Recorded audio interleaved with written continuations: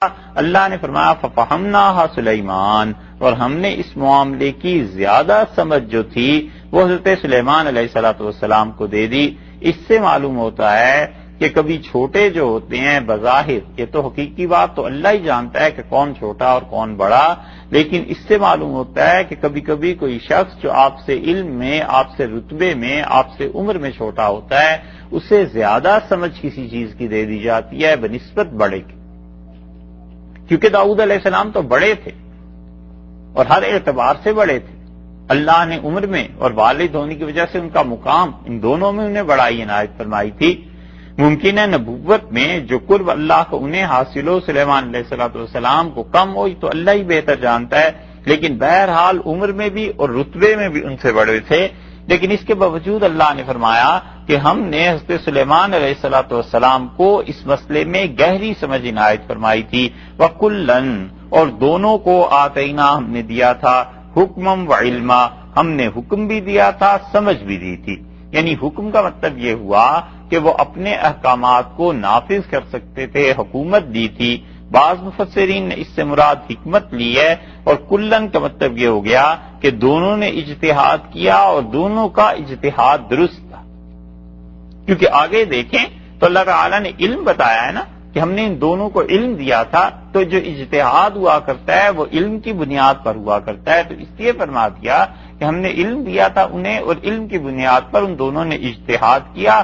ہاں، ایک زیادہ اچھا سمجھا، ایک کم اچھا سمجھا، تو دونوں کے دونوں تھے حق پہ، دونوں کے دونوں سچ پہ تھے، لیکن یہ کہ ایک کو زیادہ سمجھ تھی۔ تو معلوم اس سے یہ ہو گیا کہ انبیاء علیہ السلام وہ بھی اجتہاد کرتے ہیں، اور اجتہاد کی بنیاد خدا نے بتا دی کہ وہ علم ہوتا ہے، تو دونوں نے اجتہاد کیا اور دونوں کا اجتہاد درست تھا۔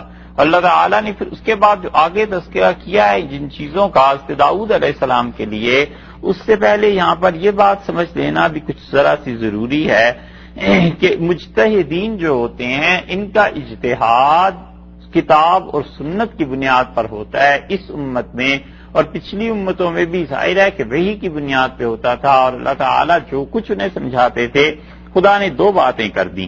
ایک فرما دیا کہ ہم نے ان دونوں باپ بیٹے کو حکم اور علم دیا تھا، تو اس سے ایک بات تو یہ پتا چلی کہ علم اور چیز ہے اور فہم اور چیز، کیونکہ اوپر فرمایا فَفَهَمْنَاهَا سلیمان علیہ السلام کو اس معاملے میں تفہیم زیادہ تھی، فہم زیادہ تھا، اور فہم کہتے ہیں عربی میں گہری سمجھ کو۔ تو علم سے یہاں پر یہ جو بعد میں ہے کہ ہم نے دونوں کو علم دیا، تو اس سے معلوم ہوا کہ علم کے باوجود کسی انسان کو علم سے فہم زیادہ ہوتی ہے کہ وہ اس علم کو زیادہ سمجھ سکتا ہے۔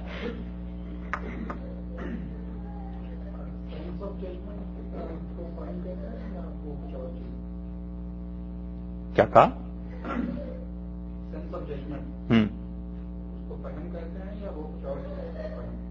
وہی چیز، معاملے کو سمجھنا، حکم لگانا اس پہ کہ یہ معاملہ کیسا ہے۔ تو اس لیے فرمایا کہ دیکھو ہم نے کیا کیا کہ حضرت سلیمان علیہ السلام کو فہم زیادہ دیا، تو ایک ہو گیا علم، ایک ہو گیا فہم، اور علم جو ہے اس کے مقابلے میں فہم جب زیادہ ہوا تو اس کا مطلب ہے گہری سمجھ انہیں اس معاملے کی عطا کی۔ وَكُلًّا آتَيْنَا حُكْمًا وَعِلْمًا، اور حکم اور علم یہ دونوں چیزیں ہم نے دی تھی۔ تو علم کو اللہ تعالی نے یہاں بعد میں ذکر کیا، فہم کو پہلے ذکر کیا، تو کسی چیز کی گہری سمجھ کسی انسان کو مل جائے یہ زیادہ بڑی چیز ہے بنسبت اس کے کہ اس انسان کے پاس علم بھی ہو، اور ہے دونوں میں علم بھی اللہ نے دیا ہے اور اللہ تعالی نے معاملے کی سمجھ بھی دی ہے۔ تو ایک بات تو اس سے یہ معلوم ہو گئی، ایک بات اس کے ساتھ ساتھ یہ پتا چلی جو پہلے بھی ہم ذکر کر رہے تھے کہ جس چیز کا نام اجتہاد ہے، انبیاء علیہ السلام اجتہاد کیا کرتے ہیں، اور اجتہاد جو ہوتا ہے اس بنیاد پر اللہ کی طرف سے وحی بھی آتی ہے، فیصلے بھی ہوا کرتے ہیں، اور اللہ تعالی نے اجتہاد کو پچھلی امتوں میں بھی رکھا تھا اور اس امتوں میں بھی رکھا تھا۔ اس ایک مسئلے پر فقہا نے بحث کی ہے، اور وہ کہتے ہیں کہ فرض کر لیجئے ہمارے زمانے میں یہ مسئلہ پیش آ جائے اور کہیں کسی کے کھیت کو کسی کی بکریاں چر جائیں، تو اس سلسلے میں فقہا کا آپس میں کیا فیصلہ ہے، یعنی اس امت میں، اور پھر انہوں نے حنفیوں اور شافیوں کے اختلافات بھی فقہا نے نقل کیے ہیں، اور اس سے انہوں نے بہت سی چیزیں ثابت کی ہیں۔ اس لیے حضرت داؤد علیہ السلام کے اس فیصلے سے یہ فیصلہ اس امت میں منسوخ ہوا ہے یا نہیں۔ جساس رازی رحمۃ اللہ علیہ نے تو اس کی تنسیخ کا دعویٰ کیا ہے، اور وہ کہتے ہیں کہ اس امت میں یہ فیصلہ منسوخ ہو گیا، بس اس امت کے لیے تھا، ہماری امت میں نہیں۔ لیکن محققین کہتے ہیں کہ یہ تو فیصلہ چلیے منسوخ ہو گیا کہ اب بھی بکریوں کا اور کھیت کا تبادلہ نہیں ہونا چاہیے، لیکن اصل دوسری بات جو ہے کہ اس میں تاوان ہے، یہ تاوان تو منسوخ نہیں ہو سکتا، یا یہ بھی ہو سکتا ہے ہماری شریعت میں کیا حکم ہے۔ تو اس لیے ہمارے ہاں فقہا نے لکھا ہے کہ اس سے معلوم ہوتا ہے قرآن پاک کی اس آیت سے کہ جانور کا جو مالک ہے اس پر کچھ جرمانہ عائد ہوگا، اسے کھیت کے لیے کچھ پیسے دینے پڑیں گے۔ اب پھر فقہا اس کی تفصیل لکھتے ہیں کہ اگر یہ واقعہ رات میں پیش ہوا ہو تو پھر کیا حکم ہے، اور دن میں پیش ہوا ہو تو پھر کیا حکم ہے۔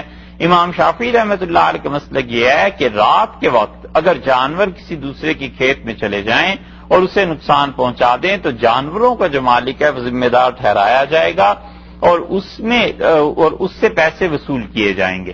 اور اگر دن کو ایسی صورت پیش آ جائے تو وہ کہتے ہیں کہ اس آدمی پر ضمان نہیں ہے، دن کو اگر ایسی صورت پیش آ گئی تو پھر کوئی پیسے اس کو نہیں دیے جائیں گے۔ اور اس کا استدلال اور دلیل انہوں نے اس سے بھی کی ہے کیونکہ رات کے وقت بکریاں چرنے کے لیے چلی گئی تھیں، دن کے وقت تو نہیں گئی،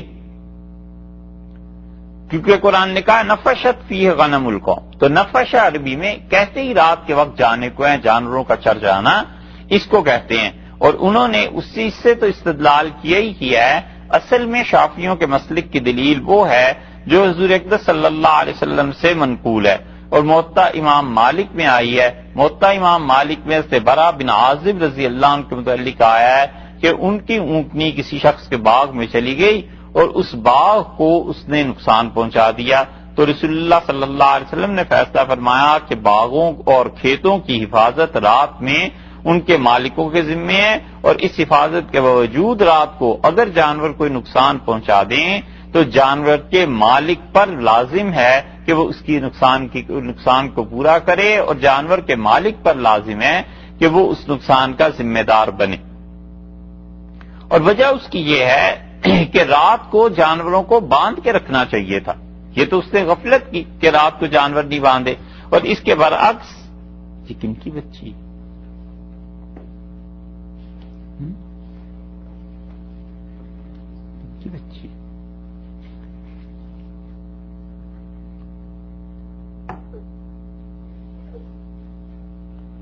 چھوڑ کھیلتی ہے چھوڑ۔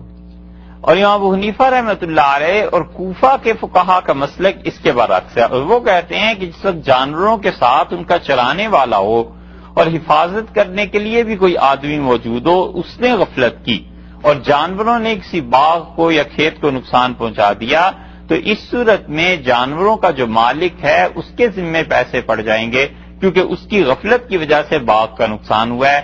اور حنفی فقہا یہ کہتے ہیں کہ رات ہو یا دن سارے معاملے اس پہ برابر ہیں، اور مالک یا محافظ جانوروں کے ساتھ نہ ہوں اور جانور خود ہی چلے گئے تو وہ کہتے ہیں کہ پھر جانوروں کا نقصان جو ہے جانوروں کے مالک کے ذمے کوئی نقصان نہیں ہوگا، اور رات اور دن وہ سب برابر قرار دیتے ہیں۔ اور امام ابو حنیفہ رحمۃ اللہ علیہ کی دلیل وہ حدیث ہے جو صحیح بخاری میں مسلم میں آئی ہے کہ رسول اللہ صلی اللہ علیہ وسلم نے فرمایا جانور جو کسی کو نقصان پہنچا دے تو اس جانور کے مالک سے کوئی مواخذہ نہیں کیا جائے گا، اس جانور کے مالک کو نہیں پکڑا جائے گا، بشرطے کہ مراد یہ تھی کہ جانور کا مالک یا محافظ ساتھ نہ ہو۔ دوسرے دلائل جو ہیں احادیث اس سے پتہ چلتا ہے، اور اگر یہ ساتھ تھا اس نے غفلت کر دی تو پھر دن رات سب برابر ہیں، اسے اس کا نقصان بھرنا پڑے گا۔ تو حدیث میں چونکہ دن رات کی تفریق نہیں آئی تھی اس لیے حنفی فقہا نے اس پر یہ بحث کی ہے۔ اچھا، اور اسی طرح یہ جو حضرت برا رضی اللہ عنہ کی حدیث امام شافعی رحمۃ اللہ علیہ وغیرہ پیش کرتے ہیں، حنفی فقہا نے کہا کہ اس کی سند اتنی مضبوط نہیں ہے جتنی سند صحیح بخاری کی اور صحیح مسلم کی روایات کی ہے، تو تو اس لیے اس حدیث کو ہم دلیل نہیں مانتے، جبکہ صحیح بخاری کی جو روایات ہیں جن میں رسول اللہ صلی اللہ علیہ وسلم نے فرمایا کہ جانور اگر کوئی نقصان کر دے تو جانور کے مالک پر تاوان نہیں پڑے گا، وہ کہتے ہیں چونکہ وہ حدیث زیادہ صحیح ہے اس لیے ہم اس حدیث کو ترجیح دیتے ہیں۔ اس سے ایک اور بحث کا بھی پتہ چلتا ہے، اور وہ یہ ہے کہ اگر ایک مجتہد کوئی فیصلہ کر دے تو کیا دوسرا مجتہد اس فیصلے کو توڑ سکتا ہے؟ کیونکہ حضرت داؤد علیہ السلام نے فیصلہ کر دیا، اور ان کے فیصلے کے برعکس دوسرا فیصلہ جو تھا وہ ان کے صاحبزادے حضرت سلیمان علیہ السلام نے کیا ہے، تو ایک فیصلے کے بعد دوسرا فیصلہ کیا اسے توڑا جا سکتا ہے یا نہیں؟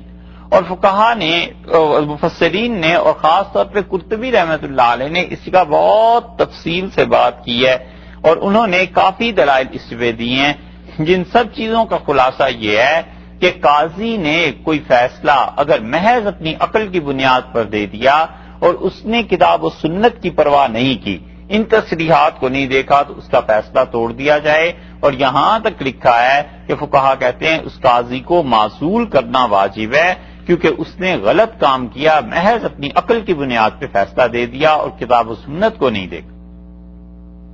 یہ سوچنا چاہیے ان لوگوں کو جو لوگ بڑے بڑے ادارے چلاتے ہیں، مساجد چلاتے ہیں اور لوگوں کو مسائل بتاتے پھرتے ہیں محض اپنی عقل کی بنیاد پہ، ان کے پاس نہ اللہ کی کتاب سے کوئی دلیل ہوتی ہے اور نہ رسول اللہ صلی اللہ علیہ وسلم کی سنت سے کوئی دلیل ہوتی ہے، اور وہ محض اپنی عقل کی بنیاد پہ ایسی چیزیں کرتے جاتے ہیں، اور بہت جو تیر مار لیا تو حدیث کی کوئی کتاب بس دیکھ لی کہ حدیث میں یوں آیا ہے لہذا اٹھے اور اس پہ فتویٰ دے دیا۔ اب حدیث یہ موطا امام مالک کی ہے، اس سے برا رضی اللہ عنہ کی روایت، اور آپ دیکھیں حنفیوں نے اس حدیث پر کیسے جرا کی اور اس کے مقابلے میں انہوں نے کن احادیث کو ذکر کیا ہے۔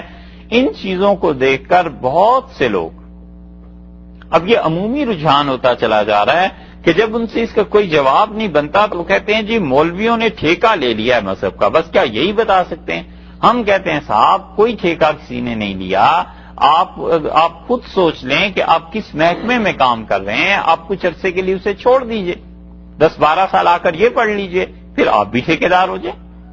بات تو صرف اتنی سی ہے کہ یہ اسی طرح ہے جیسے کوئی آدمی اناڑی حکیم جا کر کسی جگہ دکان کھول لے اور وہاں لوگ مرتے رہیں اس کے علاج سے، تو کیا کوئی مہذب معاشرہ اس حکیم کو نہیں پکڑے گا؟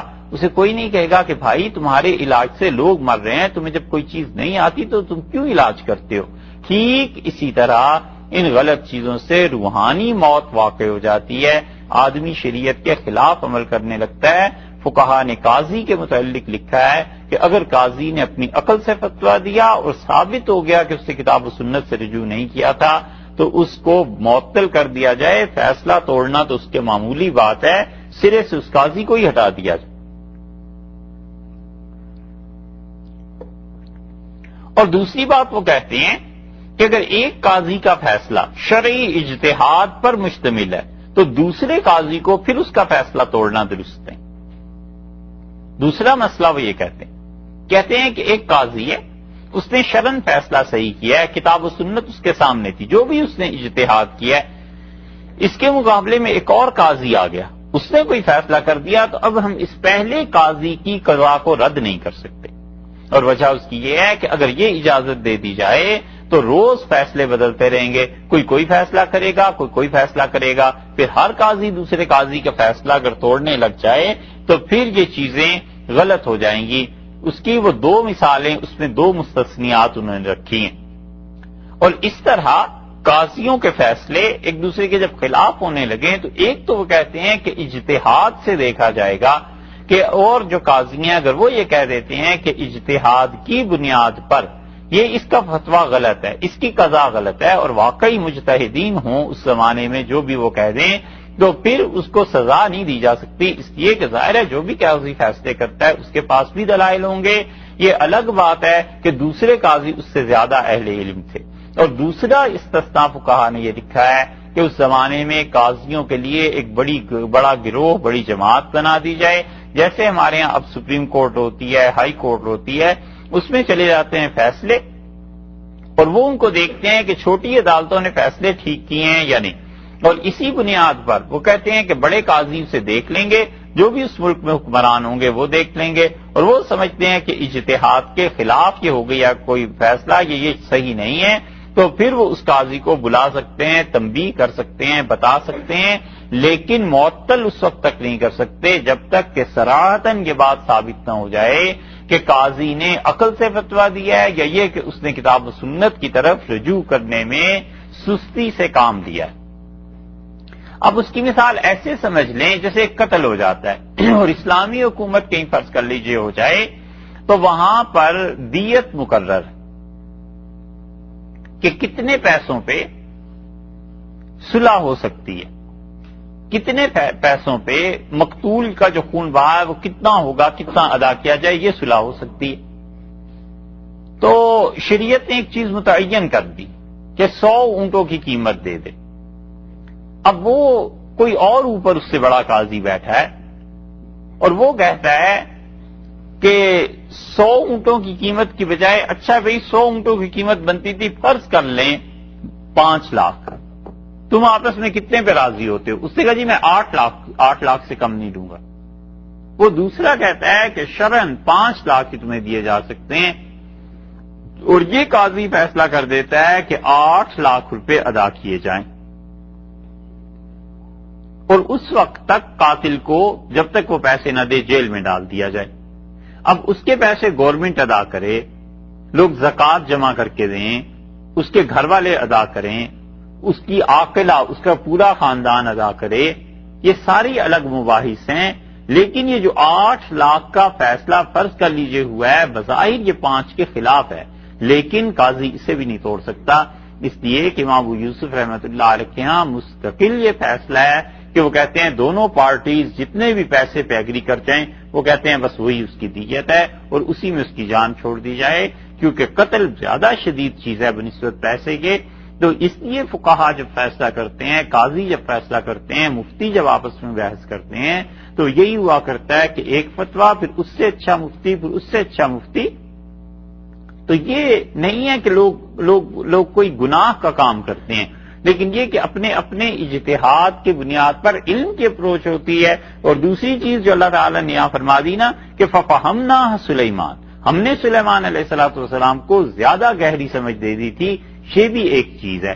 ایک قاضی ہے، اس نے کتابیں پڑھی ہیں اور سب کچھ، اور وہ فیصلہ کرتا ہے، اس کے مقابلے میں ایک آدمی ہے جس نے زمانہ جہان دنیا دیکھی ہے، وہ وقت کے تقاضوں کو سمجھتا ہے، ان چیزوں کو، دونوں میں بڑا فرق پڑ جاتا ہے اور دونوں کا آرڈر جو ہے اسی فرق کی وجہ سے مختلف ہو جاتا ہے۔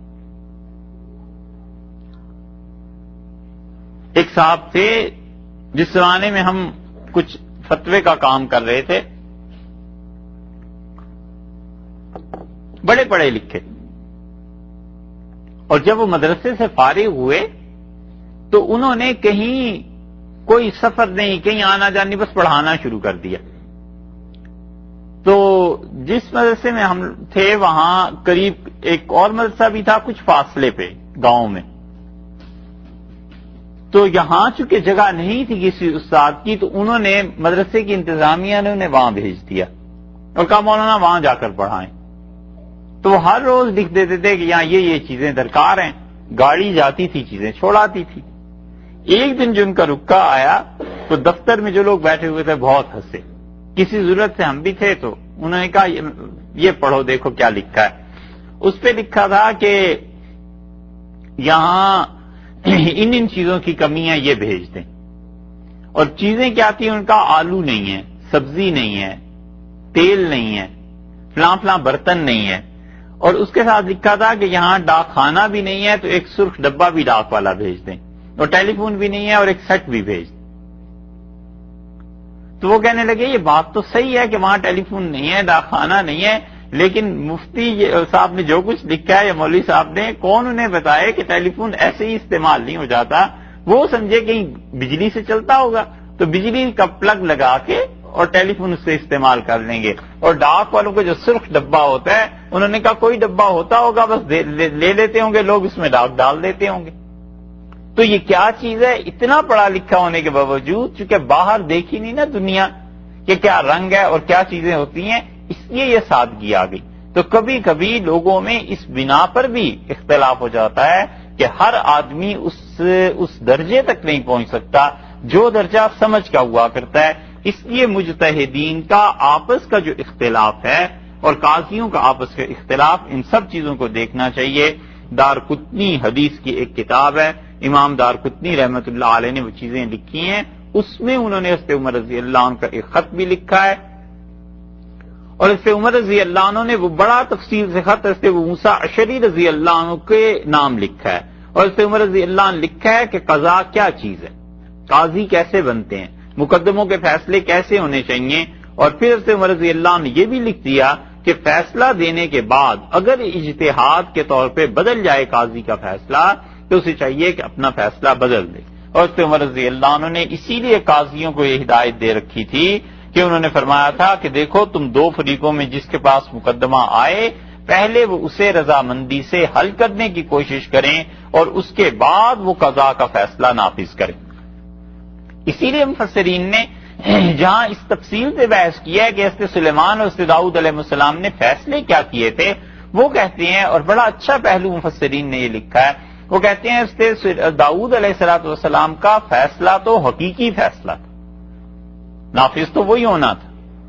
اور حضرت سلیمان علیہ السلام نے جو کیا ہے یہ اصل میں انہوں نے آپس میں ان کی صلح کروا دی. تو وہ کہتے ہیں اللہ نے اس چیز کو پسند کر لیا، کیونکہ قضا کے فیصلے جب نافذ ہوتے ہیں تو وہ تو انصاف ہوتا ہے بے لاگ، وہ تو کسی کی رعایت نہیں کرتا، وہ تو صاف کہتا ہے یہ کرو اور یہ نہ کرو. اور جو صلح آپس میں ہو جاتی ہے صفائی کے طور پہ، اس سے لوگوں کے دل آپس میں مل جاتے ہیں. اور اسی لیے رسول اللہ صلی اللہ علیہ وسلم نے احادیث کو دیکھیں تو مجموعی اعتبار سے اس چیز کو ترجیح دی ہے کہ لوگ آپس میں راضی نامہ کر لیں، لوگ آپس میں راضی رہا کریں. اور اس بات کو حضرت صلی اللہ علیہ وسلم نے اچھا نہیں سمجھا کہ لوگ ہمیشہ عدالت کی طرف جائیں. اسی وجہ سے حضرت عمر رضی اللہ عنہ اپنے دور میں کہتے تھے، وہ فرماتے تھے اپنے فیصلے اپنے محلے کی سطح پہ کر لیا کرو، ہمارے پاس نہ آیا کرو. اور فرماتے تھے کہ اگر تمہیں محلے میں لوگ نہ ملیں اور رشتہ داروں کو جمع کر لو، اپنے اعزاء کو، وہ فیصلے خود کر لیا کرو، ہمارے پاس نہ آیا کرو. اور فرماتے تھے جب تم ہمارے پاس آ جاؤ گے اور حاکمانہ عدالت کی کارروائی ہوگی تو دیکھو جس آدمی پر ہم کوئی حکم جاری کر دیں گے وہ وقتی طور پر تو دب جائے گا، مگر اس کے دل میں اور جن کے خلاف حق فیصلہ ہوا وہ اور جن کے حق میں فیصلہ ہوا وہ، ان دونوں کے دل میں آپس میں ایک دوسرے سے نفرت پیدا ہو جائے گی، اور یہ مسلمانوں میں نہیں ہونی چاہیے. ابن حمام رحمۃ اللہ علیہ نے قضا کے باب میں اور حدود کے باب میں ایسی بہت سی چیزیں لکھی ہیں. اچھا، اسی طرح ایک بحث یہ بھی مفسرین نے اس پہ کی ہے، بڑی تفصیلی مباحث انہوں نے لکھی ہیں، جس کا خلاصہ یہ کہ وہ کہتے ہیں کہ اجتہاد میں دو مجتہد ہیں اور دونوں کہتے ہیں کہ ہمارے پاس دلائل ہیں، تو کیا ایک ہی وقت میں حق ایک طرف ہوتا ہے یا دونوں طرف ہوتا ہے؟ سچائی کہاں ہوتی؟ کیا حق متعدد ہوتے ہیں؟ اور اگر حق متعدد نہیں ہوتے تو پھر سارے مجتہدین یہ کیسے اصل چیز تک پہنچ جاتے ہیں؟ اور اصل میں یہ بات کیا ہے؟ تو ائمہ نے اصول میں ایک بات لکھی ہے اور وہ کہتے ہیں کہ کل مجتہد مصیب، ہر مجتہد اجتہاد کرنے والا اگر اجتہاد کا اہل ہے تو اسے ثواب ملتا ہے. والحق عند اللہ واحد، اور حق ہمیشہ ایک ہی ہوا کرتا ہے، سچائی ایک ہی ہوتی ہے. یہ نہیں ہے کہ سچائیاں ایٹ اے ٹائم دونوں ہو کہ یہ بھی سچ ہے اور یہ بھی سچ ہے، لیکن وہ کہتے ہیں کہ مجتہد کو اللہ کے ہاں سے ثواب ملتا ہے. حضرت سلیمان اور حضرت داؤد علیہ السلام کا فیصلہ ہے نا سامنے، انصاف کی بات ایک ہی ہے جو حضرت داؤد علیہ السلام نے کر دی تھی، اور یا پھر کوئی کہے کہ حضرت سلیمان علیہ السلام نے حق بات کر دی تھی. ثواب لیکن دونوں کو ملے گا. اور دلیل یہ اس کی کہ اللہ نے صاف فرما دیا یہاں وَكُلًّا آتَيْنَا عِلْمًا حُکْمًا وَعِلْمًا، اور ہم نے ان سب کو حکم بھی دیا تھا اور علم بھی ہم نے عنایت فرمایا تھا. تو ان دونوں کے لیے اللہ کے یہ الفاظ استعمال کرنا اس بات کی دلیل ہے کہ دونوں کے پاس علم تھا اور دونوں صحیح تھے. تو ائمہ جب اجتہاد کیا کرتے ہیں تو اس اجتہاد میں یہ نہیں ہوا کرتا کہ دونوں کوئی گمراہ ہو گئے، حق ایک ہی طرف ہوتا ہے، اس کے باوجود دونوں کو ثواب ملتا ہے. اور اس کی بہت سے دلائل ہیں جو حدیث میں بھی آئے ہیں، اور خود قرآن کریم کی روح سے بھی بہت سی چیزیں اس سے ثابت ہوتی ہیں۔ حدیث میں مثلاً یہ آیا ہے کہ رسول اللہ صلی اللہ علیہ وسلم نے جب غزوہ خندق ہوا ہے تو خندق سے فارغ ہو کے آپ گھر پہنچے اور جبریل امین آئے، اور انہوں نے کہا کہ اللہ کے رسول ابھی تک فرشتوں نے ہتھیار تو پہنے ہوئے ہیں، تو رسول اللہ صلی اللہ علیہ وسلم نے کہا کہاں کا ارادہ ہے؟ تو انہوں نے کہا ان قریظہ سے، ان لوگوں سے بھی نبٹ لیں۔ تو رسول اللہ صلی اللہ علیہ وسلم بڑی جلدی سے اٹھ کے چلے، اور آپ نے فرمایا کہ دیکھو لوگوں کو اطلاع دو کہ وہ آئیں، اور آپ نے فرمایا کہ لوگ نماز پڑھیں گے قریظہ میں آ کے عصر کی۔ اب جتنے صحابہ رضی اللہ عنہ سے وہ پیچھے چلے، اور ان میں سے ایک گروہ ایسا تھا جنہوں نے قریظہ جا کر عصر کی نماز پڑھی ہے، حتیٰ کہ مغرب بھی بیچ میں ہو گئی۔ انہوں نے کہا رسول اللہ صلی اللہ علیہ وسلم فرمایا تھا عصر قریظہ میں آ کے پڑھنی ہے۔ کچھ لوگوں نے راستے میں رک کے پڑھی، انہوں نے کہا رسول اللہ صلی اللہ علیہ وسلم کا مطلب یہ تھا کہ جلدی پہنچو، یہ تھوڑا ہی مطلب تھا کہ عصر کی نماز نکلی جا رہی ہے تو نماز بھی چھوڑ دو۔ اور کچھ لوگ نماز پڑھ کے ہی نکلے، تو رسول اللہ صلی اللہ علیہ وسلم نے کسی سے کچھ نہیں کہا، سب کی تصویر فرما دی کہ سب صحیح ہے۔ اب دیکھا جائے حقیقت میں تو وہی لوگ ٹھیک ہے نا جنہوں نے عصر کی نماز اپنے وقت پر پڑھ لی، لیکن اجتہاد انہوں نے بھی کیا، اجتہاد انہوں نے بھی کیا اور انہوں نے بھی کیا، تینوں نے اجتہاد کیا، اور اس اجتہاد میں جو لوگ زیادہ صحیح تھے ان کو بھی رسول اللہ صلی اللہ علیہ وسلم نے کچھ نہیں فرمایا، اور جو لوگ کم صحیح تھے ان کے لیے بھی کوئی بات ارشاد نہیں فرمائی۔ تو اس سے معلوم ہوتا ہے کہ مجتہد ایک وقت میں جب اجتہاد کرتے ہیں مجتہدین، تو ایک مجتہد جو ہے وہ حق پہ ہوا کرتا ہے، اس سے زیادہ ثواب اگرچہ ملتا ہے، لیکن ہم دوسرے کو یہ نہیں کہہ سکتے کہ وہ بالکل باطل تھے۔ کیا بات کر رہے تھے؟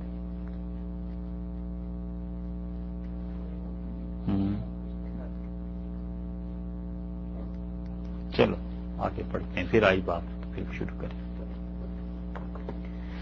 اللہ تعالیٰ نے فرمایا وَسَخَّرْنَا مَعَ دَاؤُودَ الْجِبَالَ، اور ہم نے مسخر کیا حضرت داؤد علیہ السلام کے ساتھ پہاڑوں کو۔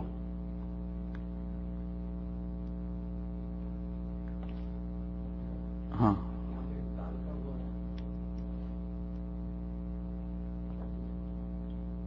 جی، کہاں پہ؟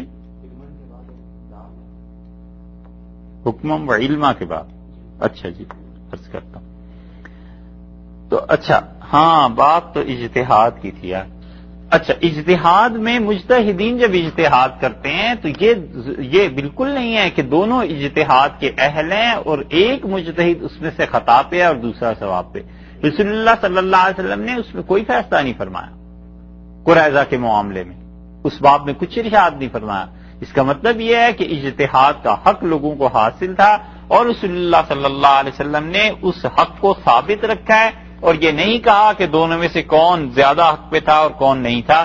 اسی سے فقہا نے لکھا ہے، جساس رازی رحمۃ اللہ علیہ نے، اور وہ کہتے ہیں کہ حق ایک ہی ہوا کرتا ہے۔ یہ الگ بات ہے کہ کہیں زیادہ ہوتا ہے، کہیں کہ اجتہاد میں کوئی اس تک پہنچ سکتا ہے اور کوئی اس تک نہیں پہنچ سکتا، مگر بنیادی طور پر حق جو ہے وہ ایک ہی ہوا کرتا ہے۔ امام مالک رحمۃ اللہ علیہ کے مسلک کی تفصیل قرطبی رحمۃ اللہ علیہ نے اسی مقام پر لکھی ہے، اور وہ کہتے ہیں کہ ہر مجتہد کا قول صحیح ہوتا ہے، اور یہ چیز ہو سکتی ہے کہ ایک ہی چیز ایک مجتہد اسے حلال قرار دیتا ہے، دوسرا اسے حرام قرار دیتا ہے، تو یہ حلال اور حرام اس درجے کے، یہ تو قرطبی نے نہیں لکھا، یہ اپنے پاس سے عرض کر رہے ہیں کہ یہ حلال و حرام وہ نہیں ہے جو کفر اسلام کے لیے ہوتے ہیں، یہ اجتہاد کی چیز ہے۔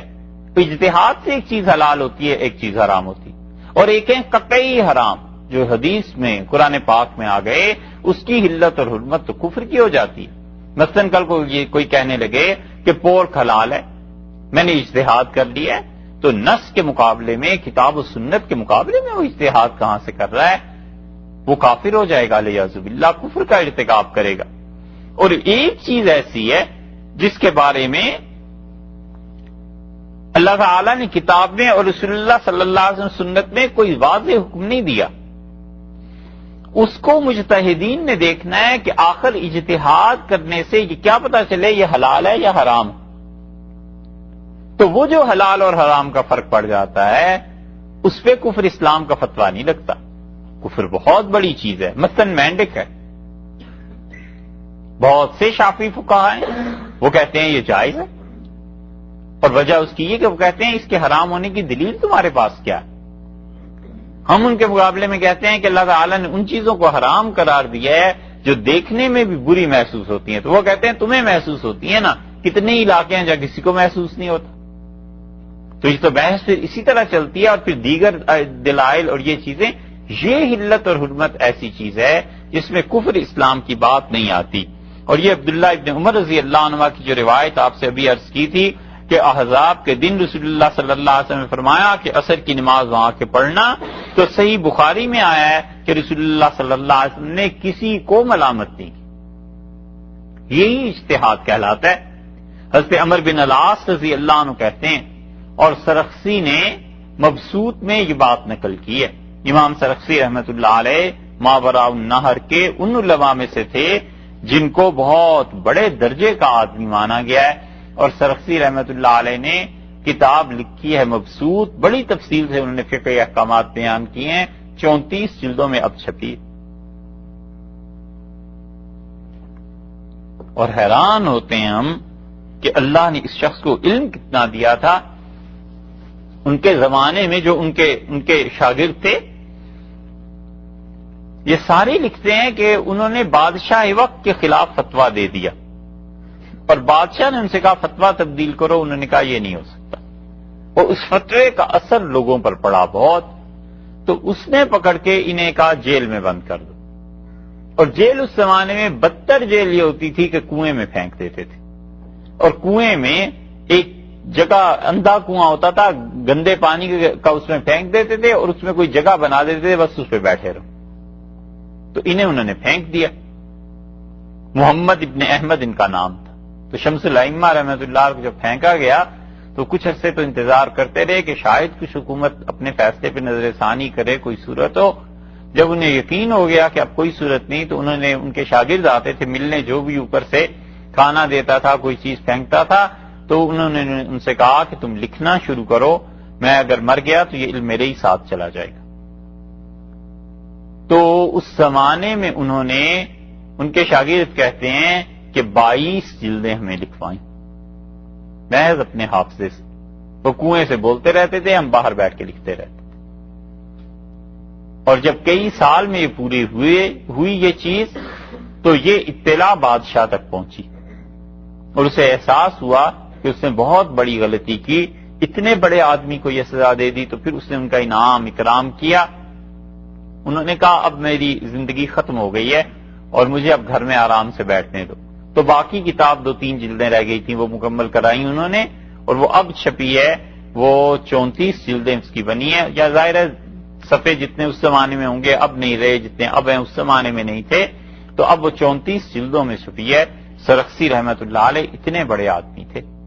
انہوں نے، یہ تو ایک کتاب ہے، باقی ابھی جو کتابیں ان کی نہیں چھپی وہ الگ ہیں، اور جو چھپ گئی ہیں اصول فقہ پہ باقی چیزیں وہ بھی الگ ہیں. اس سے اتنا علم تھا مسلمانوں کے پاس. تو سرخسی نے اس بات پر بحث کی ہے کہ مجتہدین جب اختلاف کرتے ہیں تو حق کہاں ہوتا ہے.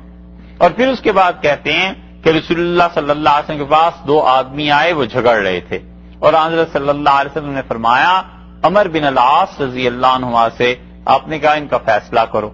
اور اس سے عمر رضی اللہ عنہ نے کہا اللہ کے رسول آپ ابھی موجود ہیں ہم میں آپ کی موجودگی میں کیسے فیصلہ کروں. تو رسول اللہ صلی اللہ علیہ وسلم نے فرمایا یہ بات درست ہے کہ میں ہوں، لیکن فیصلہ تم کرو.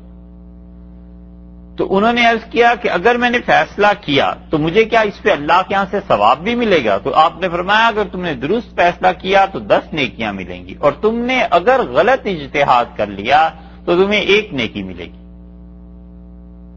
تو رسول اللہ صلی اللہ علیہ وسلم نے اجتہاد میں دونوں طرف کو نیکی کا فرمایا ہے. یہ نہیں کہا کہ غلط ہو گیا تو گناہ تمہیں مل جائے گا، لیکن شرط یہ ہے کہ مجتہد اس کا اہل ہو اجتہاد کرنے کا. اب اس کو ایسے سمجھ لیں جیسے ایک مریض ہے دو ڈاکٹر اس کے بارے میں بحث کرتے ہیں کہ اس کو یہ دوائی دینی ہے نہیں دینی، ایک کا علم زیادہ ہے، اس کا دوسرے کا علم اس کے مقابلے میں کم ہے، ممکن ہے جس کا علم کم ہے وہ اس علاقے کے ماحول سے واقف ہو، اس علاقے کی آب و ہوا سے واقف ہو، جس کا علم زیادہ ہے وہ نہ واقف ہو، کچھ بھی ہو سکتا ہے، لیکن یہ دونوں ڈاکٹر اس کے اہل ہیں کہ مریض پہ ڈسکس کریں اور اسے ڈسکشن کا موضوع بنائیں، اور ایک جاہل کوئی چلا جائے اوپر سے اور وہ کہے صاحب میں بھی آپ کو بتاتا ہوں آپ یہ دوا دے دیں، تو کون سنے اس کی؟ وہ تو مریض کے ساتھ کھیلنے والی بات ہے۔ ایسے ہی ہو جایا کرتا ہے کہ وہ لوگ جو اجتہاد کی اہلیت ہی نہیں رکھتے سرے سے، وہ نہ صرف یہ کہ گناہ کرتے ہیں بلکہ لوگوں کو بھی ڈبوتے ہیں، لوگ ان کے اجتہاد کو سنتے ہیں، سمجھتے ہیں الیاذ باللہ وہ اجتہاد نہیں ہے، گناہ ہے۔ حتیٰ کہ فقہا نے اس پہ بحث کی ہے کہ مسئلہ پوچھنا کیا ہر ایک مولوی صاحب سے، ہر ایک عالم دین سے جائز ہے یا نہیں، اور پھر فقہا نے لکھا ہے کہ مسئلہ پوچھنا صرف مفتیوں سے جائز ہے، باقی علماء سے جائز نہیں۔ وجہ اس کی یہی بیان کرتے ہیں کہ موٹے موٹے مسائل تو علماء جانتے ہی ہیں، لیکن جہاں کوئی باریک مسئلہ آ جاتا ہے وہاں اگر آپ کسی اسپیشلسٹ سے رجوع نہیں کرتے تو پھر نتیجہ اس کا یہ نکلے گا کہ وہ اپنی تک سے بھی بتا دے گا، کبھی عقل سے بھی بتا دے گا، اور وہ خود بھی گناہ گار ہوگا اور لوگ بھی اس سے گناہ گار ہو جائیں گے۔ اس لیے اجتہاد کا معاملہ اتنا نازک ہے، اتنا زیادہ اس کو رکھا گیا ہے مجتہد کی مرضی پہ، اور مجتہد جو ہوتا ہے محب اللہ بہاری رحمت اللہ علیہ نے اس کا تذکرہ کیا۔ بہار کے تھے مولانا محب اللہ صاحب رحمت اللہ علیہ، اور انہوں نے دین کے کئی ایک موضوعات پہ کتابیں لکھی، فقہ پہ لکھا ہے، اصول فقہ پہ لکھا ہے، منطق پہ لکھا ہے، بڑے ذہین آدمی تھے، کمال کے آدمی تھے۔ یہ منطق جو ہے نا فلسفہ، کسی زمانے میں مشہور تھا کہ بہار والوں کو تو اس کے پڑھنے کی ضرورت ہی نہیں، کیونکہ فلسفے منطق سے بھی دوسرے کو ذرا زیر ہی کرنا ہے نا، دلیلیں ہی دینی ہے دوسرے کو، مطلب یہ کہ شرمندہ ہی دوسرے کو کرنا ہے، تو یہ خود ہی اتنے تیز زبان کے ہیں، کہتے تھے بہار والوں کو منطق پڑھنے کی ضرورت ہی نہیں، اور یو پی والوں کو کہتے تھے کہ یہ پڑھ لیں تو سمجھ جاتے ہیں، اور باقی ہندوستان سمجھ ہی نہیں سکتا۔ یہ ایک عرصے تک بات چلتی رہی اہل علم میں۔ ابن تیمیہ رحمۃ اللہ نے بڑی اچھی بات لکھی ہے، ان کی بات تو بہت پسند آئی۔ شیخ لکھتے ہیں منطق کے متعلق، کہتے ہیں ایسا علم ہے کہ ذہین آدمی کو پڑھنے کی ضرورت نہیں، اور جو کند ذہن ہے اس کی سمجھ میں نہیں آئے گا۔ بہت زبردست تعریف یہ کی ہے انہوں نے۔ محب اللہ بہاری رحمت اللہ علیہ اب تک ان کی سلم پڑھی اور پڑھائی جاتی ہے مدارس میں، زبردست آدمی تھے۔ خیر اب ہندوستان کی کیا تعریف کروں۔ محب اللہ بہاری رحمت اللہ علیہ نے اجتہاد پر بحث کی ہے، اور انہوں نے کتاب لکھی ہے فواتح الرحموت، مسلم الثبوت ایک کتاب ہے ان کی، اس کی شرح ہے فواتح الرحموت۔ اس میں وہ کہتے ہیں کہ جو مجتہد ہوتا ہے مسلمان فقیہ، وہ ساری صلاحیتوں کو بروئے کار لائے، اور اللہ تعالی کی ذات اور اس کی صفات پر اس کے پاس دلائل ہوں، اور قرآن کریم کی آیات، اس کے معانی، قرآن سے کیا چیز ثابت ہوتی ہے وہ سب جانتا ہو، قرأتوں کا اسے علم ہو، اور قرآن پاک کے متعلق اسے یہ بھی پتا ہو کہ اصول قرآن سے کیسے ثابت ہوتے ہیں، پھر رسول اللہ صلی اللہ علیہ وسلم کی احادیث جو بھی اس وقت تک ہیں سامنے آ چکی ہیں وہ سب جانتا ہو، اور حدیث پر اس کی اس طرح بھی نظر ہو کہ وہ جانتا ہو کہ کون سی حدیث کمزور ہے، کون سی حدیث صحیح ہے، کون سی اس سے زیادہ صحیح ہے، پھر اسے یہ بھی پتا ہو کہ رسول اللہ صلی اللہ علیہ وسلم کا مزاج کیا تھا، تاکہ وہ دیکھ سکے کہ ہے تو حدیث صحیح، لیکن کیا یہ رسول اللہ صلی اللہ علیہ وسلم کا مزاج مبارک تھا یا نہیں تھا، اور ان سب باتوں کے بعد اسے یہ بھی پتا ہو کہ صحابہ رضی اللہ عنہم نے اس حدیث کے بارے میں کیا فیصلے کیے ہیں، کہ یہ قابل استعمال ہے، قابل عمل ہے، نہیں ہے، اور اس کے بعد اسے اجماع کا بھی علم ہو کہ امت نے کس چیز پر متفقہ فیصلے کر لیے ہیں، اور یہ ساری چیزیں جب اسے آتی ہوں تو کتاب، سنت، اجماع اور قیاس، ان چاروں چیزوں پر اسے قدرت حاصل ہو جائے اتنے علم کے بعد، پھر جا کر وہ مجتہد بنتا ہے۔ اس لیے ہم یہ نہیں کہتے کہ اجتہاد کے راستے کوئی ختم ہو گئے ہیں، لیکن ہم کہتے ہیں اجتہاد کے اہل لوگ نہیں رہے۔ وہ لوگ کہاں ہیں جو اجتہاد کریں گے؟ اجتہاد کا دروازہ بند ہونے کا مطلب یہ ہے، جو عام طور پہ کہتے ہیں نا کہ جی اجتہاد کا دروازہ بند ہو گیا ہے، اور شاہ ولی اللہ محدث دہلوی رحمۃ اللہ علیہ بھی کہتے ہیں کہ 4ویں صدی کے بعد اجتہاد کا دروازہ بند ہو گیا تھا۔ تو اس کا مطلب یہ ہے کہ ہم نے زمانے بھر میں یہ دیکھ لیا ہے، اچھی طرح ہم لوگ یہ سمجھ چکے ہیں کہ اب اس پائے کے اجتہاد کے لوگ نہیں رہے جو لوگ اجتہاد میں دلائل کو دیکھ کر پھر خود فیصلہ کرتے تھے اس میں کیا کرنا ہے۔ اور امام ابو حنیفہ رحمۃ اللہ علیہ، امام مالک، شافعی، احمد ابن حنبل رحمۃ اللہ علیہ، اس زمانے کے جو لوگ تھے وہ نہیں رہے، ان صلاحیتوں کے اتنے متقی لوگ نہیں رہے۔ امام ابو حنیفہ رحمۃ اللہ علیہ کے متعلق آتا ہے کہ وہ کہتے تھے وضو کا پانی ناپاک ہے۔ یہ جو وضو کرتے ہیں نا تو پانی ہاتھوں پہ، کونیوں پہ، چہرے پہ لگ جاتا ہے، وہ کہتے تھے ناپاک ہے یہ۔ ان سے کہا گیا حضرت اس پانی سے بچا کیسے جا سکتا ہے؟ آپ ناپاک ہونے کا فتویٰ دیتے ہیں، آخر کپڑوں پہ گرے گئی۔ تو وہ چپ رہے، پھر ان سے پوچھا گیا، وہ فتویٰ دیتے رہے۔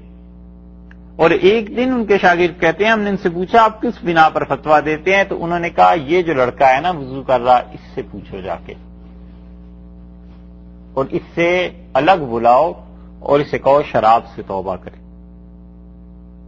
تو ایک اٹھا کوئی اس کا دوست، اس نے جا کے اس سے یا جو بھی ہوگا اس سے کچھ بات کی، تو اس نے کہا یہ ٹھیک ہے میں شراب پیتا ہوں، لیکن تمہیں کیسے پتا چلا؟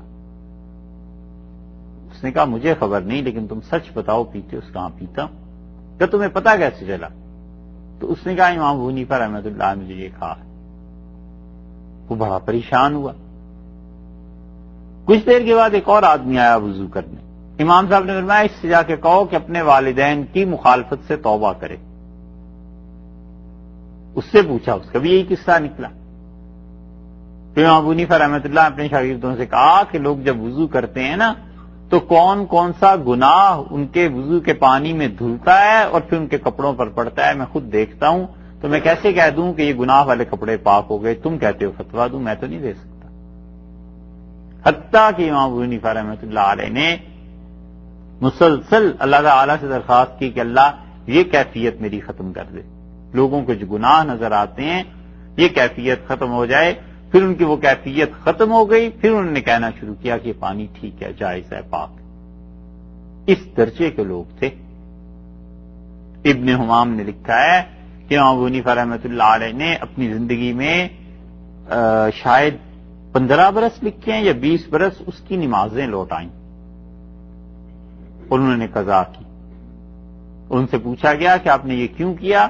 تو انہوں نے کہا وضو کے متعلق ایک مستحب چیز، ایک سنت غیر موقدہ، مجھے اس کی روایت نہیں ملی تھی اور میرے وضو میں وہ تھوڑی سی کراہت آ گئی تھی، تو ان وضو سے جو بھی میں نے نمازیں پڑھی ہیں سب کی میں نے تجدید کیا، دوبارہ انہیں قضا کیا، دوبارہ ان نمازوں کو پڑھا ہے۔ اتنے متقی انسان تھے، ان کا اجتہاد آخر کیسے نہ چلتا اور امت میں ان کی مقبولیت کیسے نہ ہوتی؟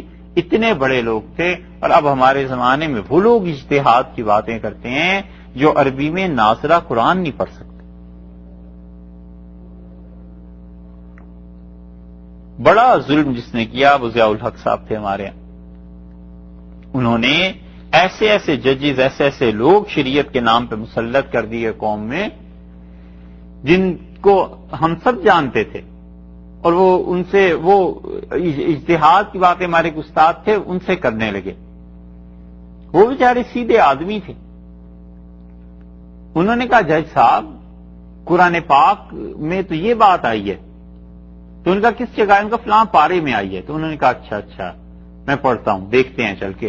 وہ گئے اور جا کر ان کے ساتھ بہت بڑی ایک لائبریری میں انہوں نے قرآن پاک نکالا انگلش کا اور پڑھنے لگے، کہنے کہ اچھا یہ آیت ہے اس میں آئی۔ تو انہوں نے کہا یہ جو آپ ترجمہ کر رہے ہیں نا، اس کا جو بھی آپ انگلش پڑھ رہے ہیں مجھے بھی سمجھائیے کیا۔ ان کا یہ ترجمہ، ان کا نہیں، یہ ترجمہ نہیں ہے، عربی والا قرآن دیکھتے ہیں تو انہوں نے کہا عربی تو مجھے آتی نہیں، میں قرآن نہیں پڑھ سکتا۔ تو ان کا آپ کیسے قرآن پڑھتے ہیں؟ کہنے کہ انگلش میں پڑھتا ہوں۔ تو جنہیں ناظرہ قرآن پڑھنا نہیں آتا وہ بھی اجتہاد کا دعویٰ کرتے ہیں، یہ شریعت کے ساتھ کھیل نہیں ہے تو اور کیا۔ اس لیے یہ جو نئے نئے مسائل اب پیش آتے ہیں نا اس امت میں، یہ لوگ جن کو اللہ نے گہری دین کی سمجھ دی ہے، علم دیا ہے، جنہوں نے اپنی زندگیاں کھپا دی اور اتنی کھپا دی کہ جب انہوں نے کتاب و سنت کو پڑھنا شروع کیا تھا تو ان کے چہرے پہ ایک بال نہیں تھا داڑھی کا، اور وقت نے بالکل سفید ان کے بال کر دیے۔ اتنے ٹھوس علم کے لوگ جو ہیں یہ ہیں جو اب نئے مسائل کا حل کرتے ہیں، سوچتے ہیں، لکھتے ہیں، پڑھتے ہیں، انہی کو حق پہنچتا ہے۔ اس کو کہتے ہیں حنفی فقہا کہ یہ لوگ مجتہد فی المسائل کہلاتے ہیں، کہ مسائل کے معاملے میں جو نئے نئے پیش آ رہے ہیں اس پہ اجتہاد کر سکتے ہیں، لیکن اس اصول کے مطابق جو ان کے بڑوں نے طے کر دی۔ مثلا امام مالک نے کچھ اصول طے کر دیے رحمت اللہ علیہ نے، ان کے اصولوں کے مطابق اب کوئی اجتہاد کرتا ہے، اس کا اجتہاد اس درجے اور پائے کا آدمیوں کے نئے مسائل پہ بحث کر سکے، یہ ٹھیک ہے۔ امام طحاوی رحمت اللہ علیہ تھے، قاضی خان تھے، یہ بلبن بادشاہ کے دور کے لوگ تھے۔ بلبن جو تھا وہ کہنے کو ہندوستان کا بادشاہ تھا، لیکن اس انسان کے علم اور اس انسان کی محبت علم سے اور اس کے تقوی اور اس کے تدین کا یہ حال تھا کہ دلی میں بیٹھ کے اس نے کہا حرمین شریفین میں 4 مدارس کھولے جائیں جو حنفی، شافعی، مالکی اور حنبلی فقہ پہ مشتمل ہوں، اور مدارس کھلے، اور ہندوستان سے بیٹھ کے وہ پیسے بھیجتا تھا اور کہتا تھا کہ طالب علموں کو کہ بس پڑھیں اور دین کا علم حاصل کریں اور کوئی کام نہیں ہے، مجھے ایسے قاضی چاہیے جو ائمہ اربعہ کے مسلک کو جانتے۔ اس بلبن نے اپنے دور کے مفتی تھے زید رحمت اللہ علیہ، ان سے کہا کہ حضرت میری تمنا ہے کہ آپ ہمارے ساتھ رہیں اور شاہی امام بنیں، اور میں نماز آپ کے پیچھے پڑھ لیا کروں، کیونکہ اپنے دور کے یہ جتنے مفتی مولوی جن کے پیچھے نماز پڑھتا ہوں مجھے اطمینان نہیں ہوتا۔ تو انہوں نے کہا ایک لے دے کے یہی کام اللہ کے لیے رہ گیا ہے، اور اب یہ تم بھی چاہتے ہو میں تمہارے لیے یہ کام بھی کرنے لگوں، اور میں نماز بجائے اللہ کے لیے پڑھنے کے یہ سوچتا رہوں کہ بلبن کو اب کیا کام ہوگا کہ میں اس کی وجہ سے رکعت لمبی کروں یا زیادہ کروں یا کم کروں اور رکوع چھوٹا کروں زیادہ کروں کہ بلبن ناراض نہ ہو جائے۔ تو فرمایا یہ شرک نہیں کروانا تو اور مجھ سے کیا کرانا، نہیں پڑھائی نماز، اور بلبن کی تمنا رہی کہ وہ کسی طرح ہمیں نماز پڑھا دیں۔ اتنے متقی لوگ تھے۔ تغلق کے فتاوا گم ہو گئے تھے۔ تغلق کے زمانے میں جو فتاوا تھے نا، کیا نام ہے،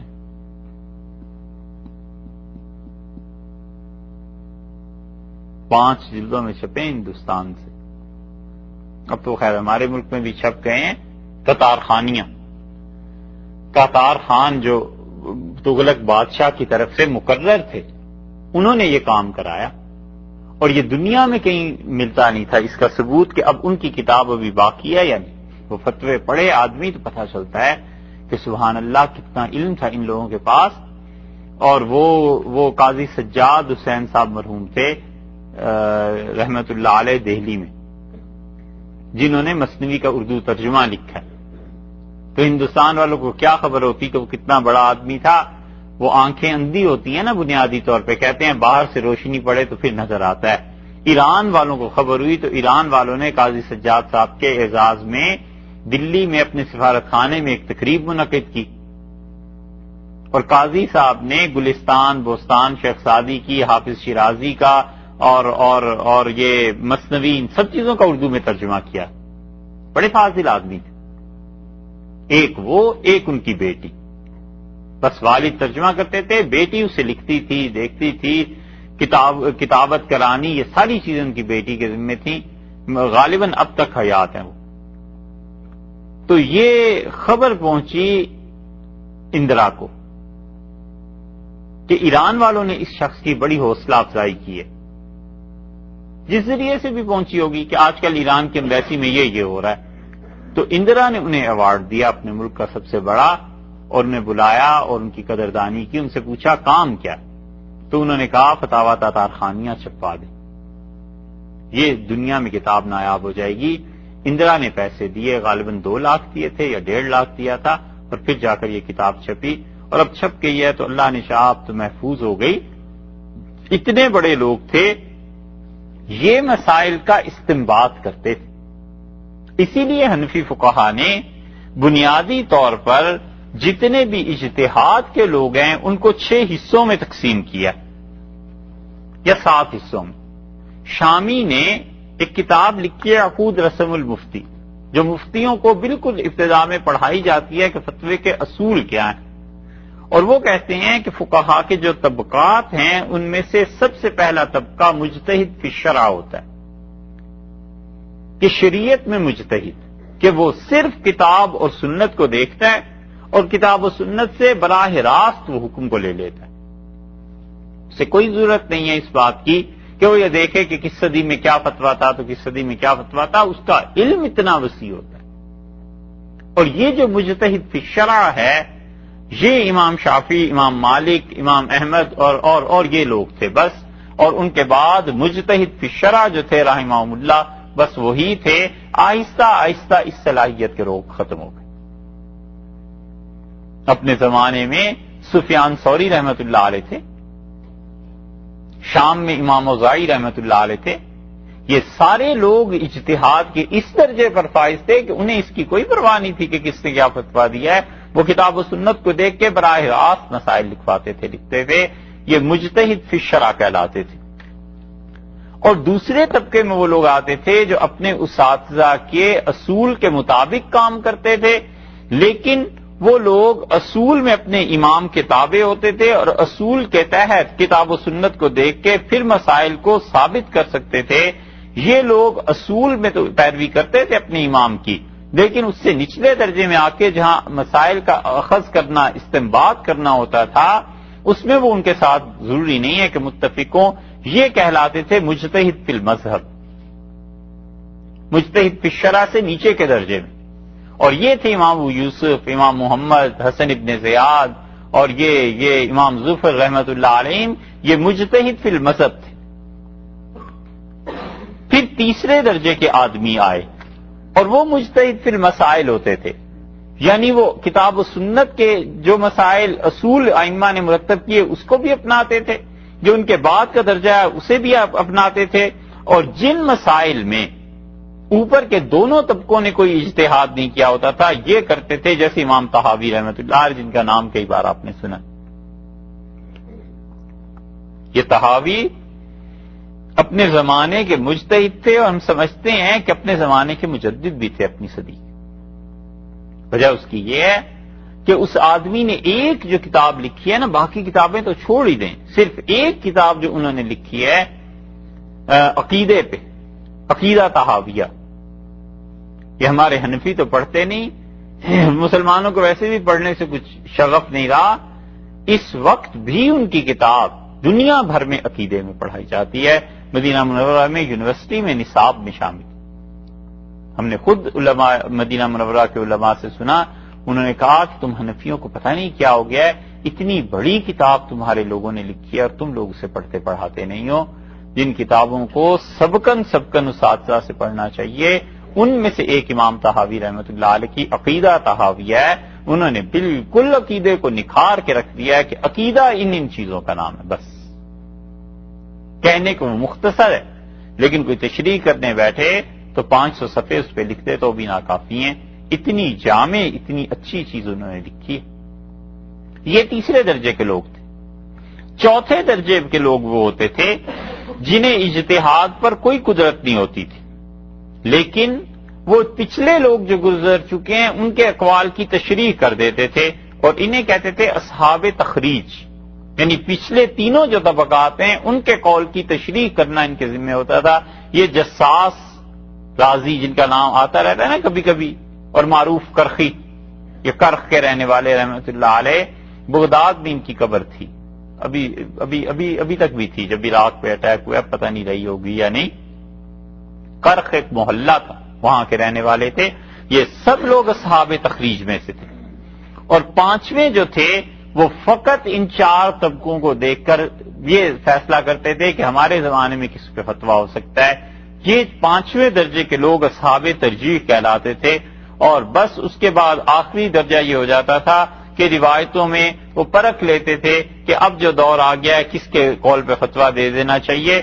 کنز الدقائق جو ہمارے یہاں حنفی فقہ کی کتاب ہے، یہ جو لوگ تھے یہ اسی درجے کے تھے. اور اس کے بعد ساتویں طبقے میں مفتی آ جاتے ہیں، اور اب مفتی بھی نہیں رہے، مفتیوں سے بھی زمانہ خالی ہو گیا.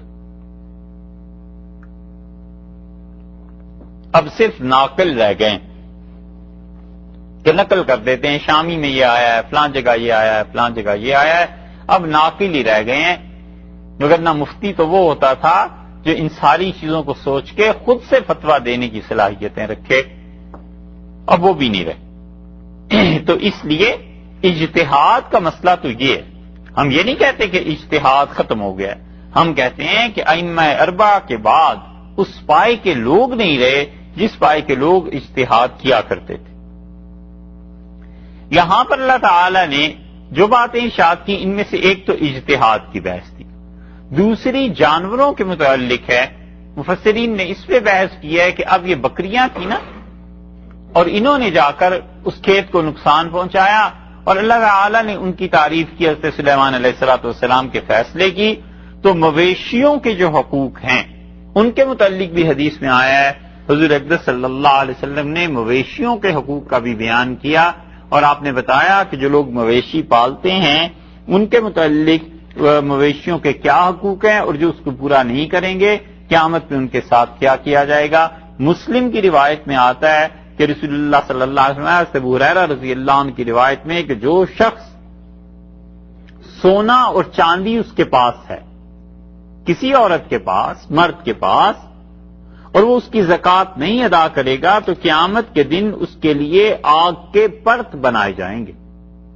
پرت سمجھتے ہیں؟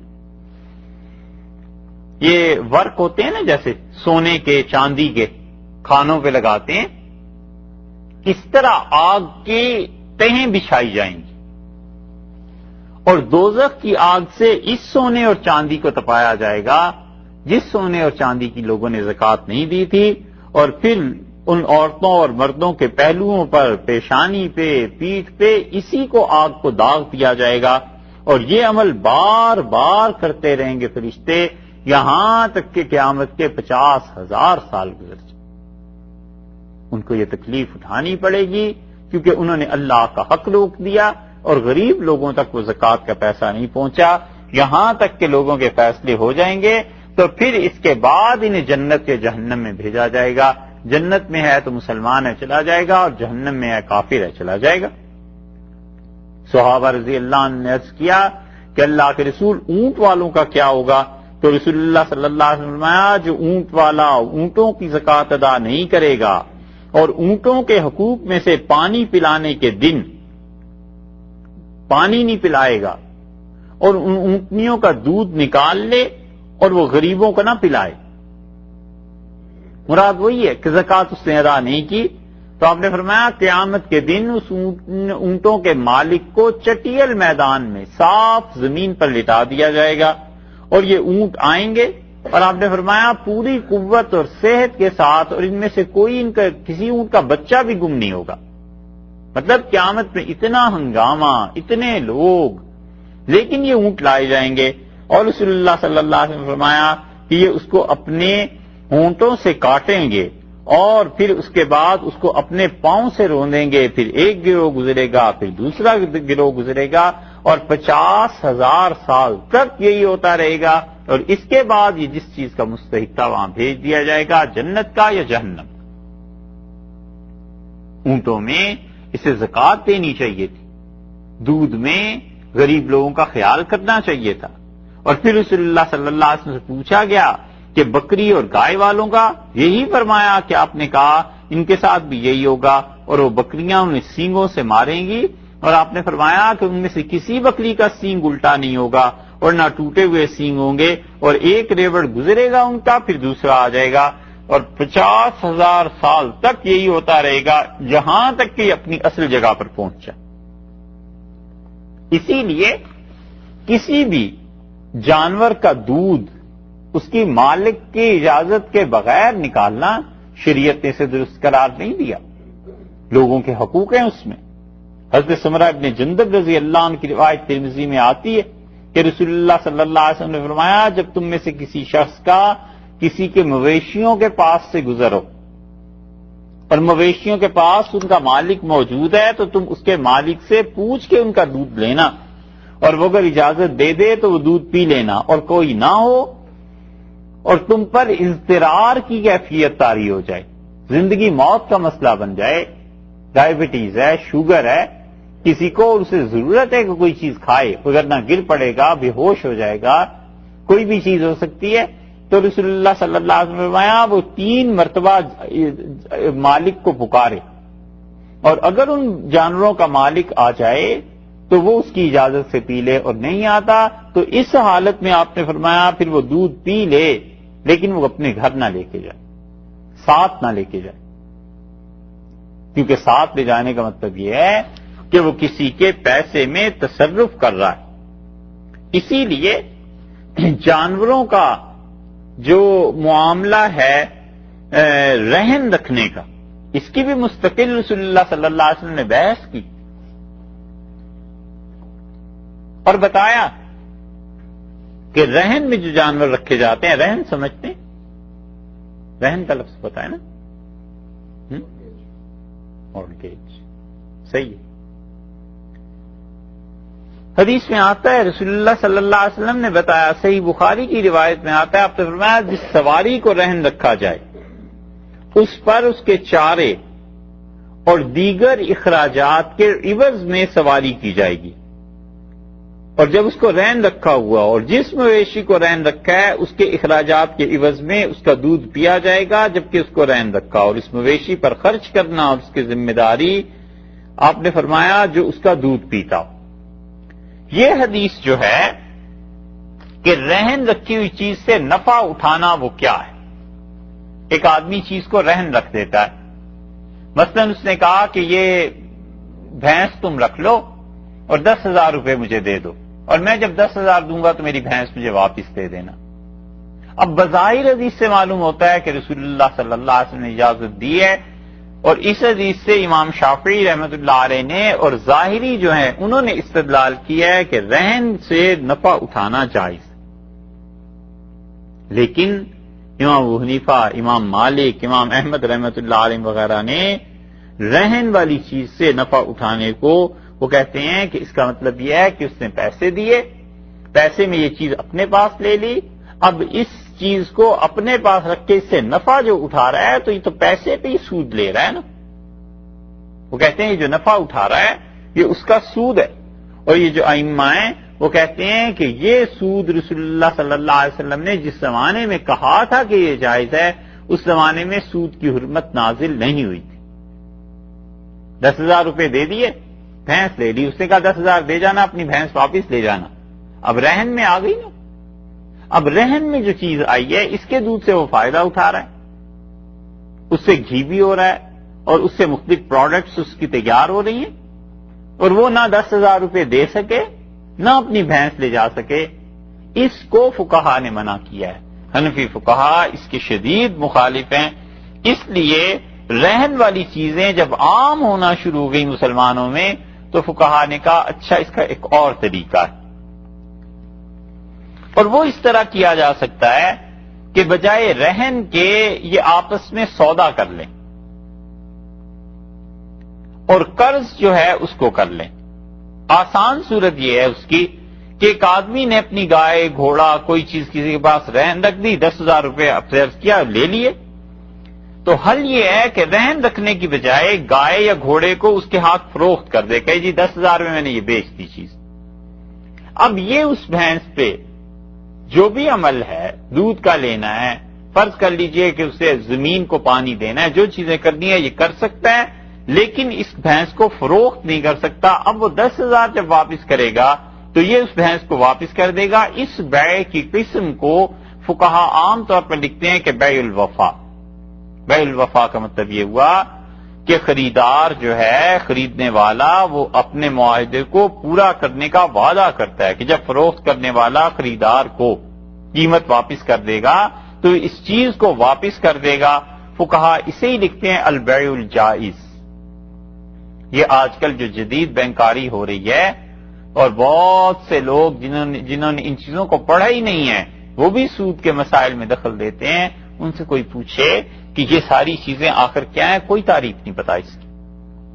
اس لیے یہ بیع الوفا جو ہے ہمارے حنفی فقہا کے یہاں یہ جائز ہے، کیونکہ وہ کہتے ہیں کہ قرض پہ نفع نہیں اٹھا رہا، بلکہ اس نے بیع کر لی ہے، اس نے معاہدہ کر لیا کہ 10,000 میں یہ چیز تمہاری ہو گئی. وہ کہتا ہے ٹھیک ہے، تم واپس دو گے، میں تمہاری چیز سے استعمال کر لوں گا، لیکن میں بیچوں گا نہیں. اس کا پابند ہے اور کہتا ہے پیسے دینا، اپنی چیز دے جانا. اس کو فقہا نے اور علامہ ذیلی رحمۃ اللہ علیہ نے جائز کہا ہے. اس کی تفصیلات مزید فقہی کی کتابوں میں ہیں، لیکن یہ بیع کی ایک قسم ہے، اس لیے اس کو ذکر کیا. اور جانوروں میں پیش آتی ہے. اسی طرح مویشیوں کے ساتھ حسن سلوک کا شریعت نے حکم دیا ہے. رسول اللہ صلی اللہ علیہ وسلم نے فرمایا کہ دیکھو ہر چیز کے ساتھ اچھا سلوک کرو، اللہ نے تمہارے لیے اسے ضروری قرار دیا ہے. اور جب تم کسی کو قتل کرو جہاد میں تو اس کو بھی اچھے طریقے سے قتل کرو. اور جب تم جانور کو ذبح کرو تو رسول اللہ صلی اللہ علیہ وسلم نے تیز چھری کے ساتھ ذبح کرو. اور آپ نے فرمایا اس سے تمہارے ذبیحے کو آرام پہنچے گا. اور آپ نے کہا ایک جانور کے سامنے دوسرے جانور کو ذبح نہ کرو. ہمارے یہاں قربانیاں ہوتی ہیں نا، 10 جانور کھڑے ہیں، ایک کے سامنے دوسرا، پھر تیسرا، پھر چوتھا. منع کیا ہے رسول اللہ صلی اللہ علیہ وسلم نے اس کام کو کرنے سے. اگرچہ کوئی فرض واجب کے درجے کی چیز نہیں ہے، لیکن پھر بھی جانوروں کے یہ حقوق ہیں. آنکھیں تو اس کی بھی ہیں، وہ بھی دیکھ رہا ہے کہ میرے جیسے جانور کے ساتھ کیا ہو رہا ہے. حضرت انس رضی اللہ نے اسی اعتبار سے کہا کہ رسول اللہ صلی اللہ علیہ وسلم نے منع کیا اس بات کو. بخاری میں آتا ہے کہ کوئی آدمی مویشیوں کو باندھ کے پھر قتل کرے، مویشیوں کو نشانہ بنائے، منع کیا اس. اور ایسے بھی ظالم لوگ ہوتے ہیں کہ مثلا کوئی چڑیا ہے، مرغی ہے، کوئی چیز ہے، اسے باندھ دیا، پھر اس کے بعد اس کو گن سے کسی چیز سے مارا، اور جب وہ مرنے لگی تو اسے ذبح بھی کر لیا. تو اس حرکت سے منع کیا کیونکہ یہ سنگ دلی کی چیزیں. اور رسول اللہ صلی اللہ علیہ وسلم نے اسی لیے سختی سے منع کیا. ترمذی میں آتا ہے کہ 2 جانور آپس میں لڑائے جائیں. مرغے لڑاتے ہیں، بٹیر لڑاتے ہیں. یہ مغلوں کی جب دور حکومت ختم ہوا ہے تو اس کے بعد نوابوں کے دور ختم ہونے تک 200 سال 250 سال بس یہی کرتوت رہے ہیں ان کے، کہ کون سا مرغا کتنے میں ملا، کون سا بٹیر کتنے میں ملا، کتے لڑا لیے، یہ چیزیں کہتے یہی کرتے رہے. انہیں قدر نہیں آئی کہ لوگ جو پچھلے چھوڑ کے گئے تھے سلطنتیں، وہ اسلام کے کتنے عروج کا زمانہ تھا، کتنی بڑی چیزیں تھیں، انہیں قدر نہیں آئی. نتیجہ یہ نکلا کہ انہوں نے بیڑا غرق کیا، اور ہم جو ان کے بعد آئے ہیں ہمارے لیے مصیبتیں وہ پیدا کر گئے. یہی کرتوت کرتے تھے اور لاکھوں روپے کی، اور اب بھی کرتے ہیں. ایک تو وہ دور تھا نا کہ چلو ان کے پاس تو کچھ پیسہ تھا، اب تو پیسہ نہیں ہے پھر بھی یہی حرکتیں کرتے ہیں، اور اب چوری سے کرتے ہیں. تو جانوروں کو لڑانے سے رسول اللہ صلی اللہ علیہ وسلم نے منع کیا کہ اس طرح کی بات نہ کرو. حضرت جابر رضی اللہ عنہ کی روایت مسلم میں آتی ہے کہ حضرت صلی اللہ علیہ وسلم کے پاس سے ایک گدھا گزرا اور اس گدھے کے چہرے کو کسی نے جلا دیا تھا. ہوگا کوئی ایسا آدمی؟ تو آپ نے کہا اللہ کی لعنت ہو اس شخص پہ جس نے اس کے چہرے کو بگاڑ دیا. اسی لیے منع کیا ہے کہ کسی کے چہرے پر مت مارو، حتیٰ کہ جہاد میں منع کیا ہے کہ کافر کے چہرے پہ بھی مت مارو. یہ جو عورتیں بچوں کو پکڑ لیتی ہیں اور تڑاک تڑاک تھپڑ اپنے بچوں کے منہ پہ مار رہی ہوتی ہیں، ہم سوچتے ہیں اللہ کے یہ کیا جواب دیں گی. اتنی عقل، اتنی تعلیم نہیں ہے کہ رسول اللہ صلی اللہ علیہ وسلم نے کافر کے چہرے پہ مارنے سے منع کیا ہے. اور آپ نے فرمایا خلق اللہ آدم علی صورتہ، او کما قال علیہ الصلوۃ والسلام، اللہ نے آدم علیہ السلام کو اپنی صورت پہ پیدا کیا. انسان کا چہرہ اتنی عزت کی چیز ہے. اور رسول اللہ صلی اللہ علیہ وسلم نے منع کیا اس بات پہ کہ کوئی آدمی چہرے پر مارے یا چہرے پہ داغ لگا. صحیح مسلم کی روایت میں آتا ہے.